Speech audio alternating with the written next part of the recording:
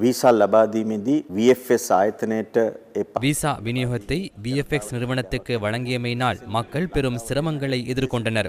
குறிப்பாக இலங்கைக்கு வரும் வெளிநாட்டவர்களுக்கு இலகுவாக விசா பெற்றுக்கொள்ள முடியாமல் போனது. எனவே எமது அமைச்சு விரைவில் தலையிட்டது.